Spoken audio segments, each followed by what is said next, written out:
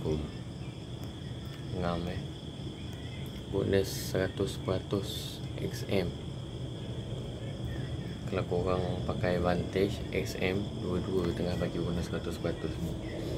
Siapa belum ada akaun XM ataupun Vantage, boleh tekan link description video ataupun tengok dekat komen. Gila weh, 100% dia bagi. Ingat senang nak dapat bonus 100%. Korang masuk $100, $100 lagi dapat. Tak ke gila? Mana yang belum ada akaun boleh daftar Mana yang ada akaun boleh daftar. Saya jarang trade hari Isnin sebenarnya, tapi tengok market Jun hari ni. Boleh daftar dekat link description video. Tengok jauh mana dia boleh terjun.